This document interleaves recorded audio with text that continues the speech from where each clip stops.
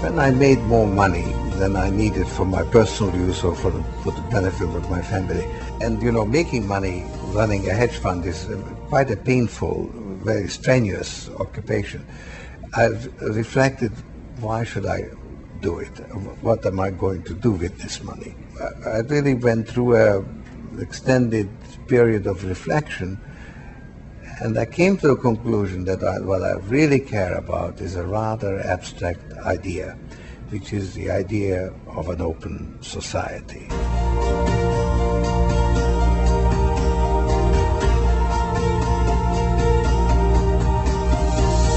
I then decided to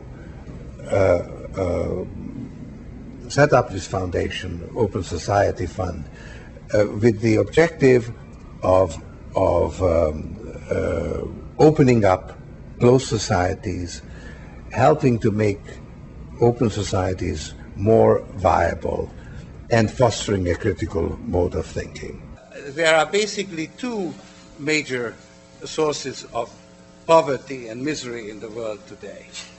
One, Jeffrey Sachs explained to us, is bad location. The other is bad government. And that is something that you could really do something. Now, I think the one thing you can do is to offer incentives, encouragements, reinforcements to countries that are moving in the right direction.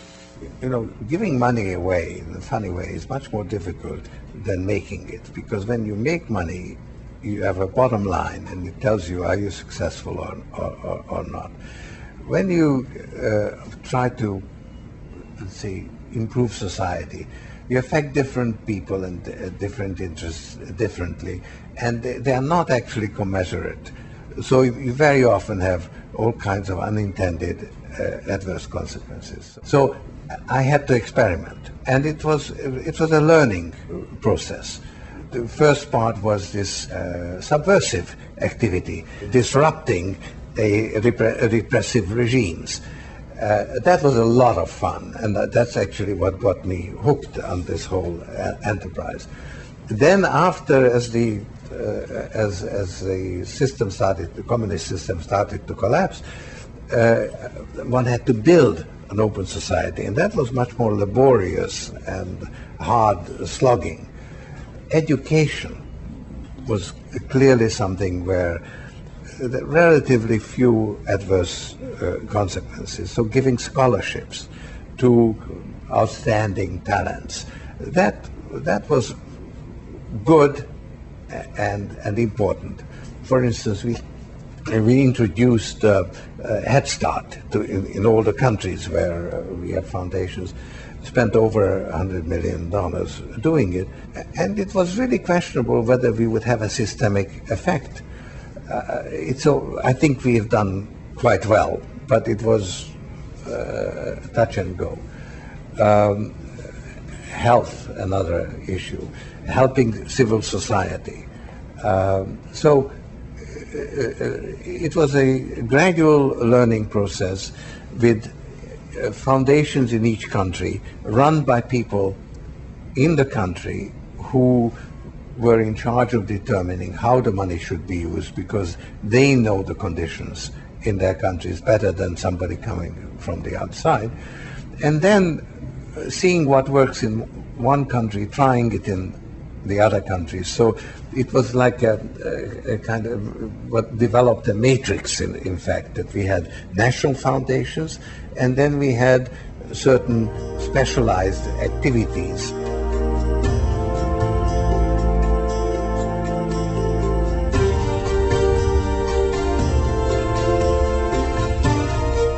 I got here through a rather circuitous route, because I first started out in South Africa, which at that time had an apartheid regime, which had all the institutions of an open society, but it was only for the whites.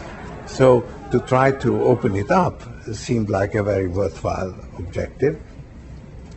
I wasn't very successful. And then I turned to my native Hungary and Poland and the countries of Eastern Europe that were under communist rule.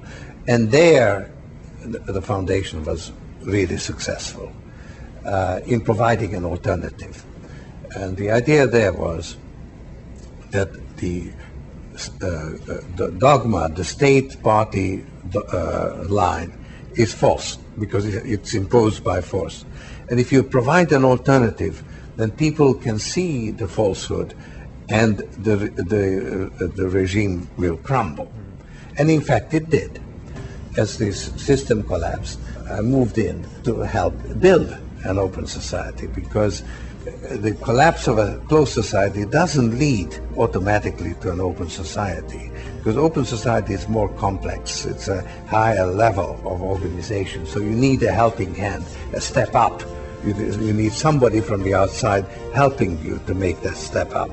And unfortunately, the West didn't quite realize this. And so I did, and I moved in there and concentrated on those countries, set up foundations locally, and they made their contribution. But then I became concerned with the problems of globalization, where you have global markets, but you have politics based on the sovereignty of states. So how do you deal with that issue? And then I came to the realization that open society is endangered by our current leadership in this country. And that is when I refocused my attention on the United States. September 11 was a traumatic event that shook the nation to its core. But it could not have changed the course of history for the worse if President Bush had not responded the way he did. Declaring war on terrorism was understandable, perhaps even appropriate as a figure of speech. But the president meant it literally, and that is when things started going seriously wrong. You can ask any soldier, especially those who are out of uniform, and they'll tell you, put every other card on the table first. Use international law, diplomacy, economic suasion, high-level dialogue. Only use the military as a last resort. George Soros understands it because he lived it. He understands that it's diplomacy first. It's building common bridges and common interests between people and cultures that makes the world safe and that makes it prosperous for all of us. Not conquering territory at the point of a bayonet. That's the last resort when everything else has failed. All my experience in fostering democracy and open society has taught me that democracy can't be imposed by military means. And Iraq would be the last place I would choose for an experiment in introducing democracy, as the current chaos shows. There is a syndrome of victims turning perpetrators. Again, it's not terribly well recognized, but it is gaining some recognition. The war on terror has claimed more innocent victims than the terrorist attacks on September 11. This fact is not recognized at home because the victims of the war on terror are not Americans. But the rest of the world doesn't draw the same distinction, and world opinion has turned against us. So a tremendous gap in perceptions has opened up between us and the rest of the world. How come that in this country, where you have pluralistic media, you are able to mislead people to the extent that the media has misled the people during the Bush administration, particularly after September 11 and in the Iraqi war? In the personal story segment tonight, as we mentioned in the talking points memo, left-wing extremist George Soros is heavily funding the Democratic presidential effort. And that might hurt Senator Kerry. Just yesterday, Soros told graduates at Columbia University that President Bush has killed more innocent people than the terrorists did on 9/11. Nice. With us now is Richard Poe, who has investigated Soros for Newsmax magazine, a right-wing publication. All right, Mr. Poe, what did you find out about this guy? George Soros is a madman. He's far beyond an extremist. He's a man who is dedicated to eradicating everything that our country represents to traditional, ordinary, I'll use the word conservative people. All right. Well, we're going to stay on Soros, and believe me, Mr. Poe, people will know about this guy before the election. I think it's so far off. I mean, it's so profoundly misrepresents what I stand for, that anybody who takes the trouble, so any of your listeners know that this is false. The trouble is that O'Reilly has 10 million listeners who don't listen to this channel. So how do you reach them? Hello, George, good to see you. How you doing? We once again have to become better citizens. You know, it is not enough for America's future that some participate and others don't. We have been given an extraordinary blessing, and at this moment in time, our country needs us. And we need people like George Soros, who is fearless and willing to step up when it counts. So please join me in welcoming George Soros.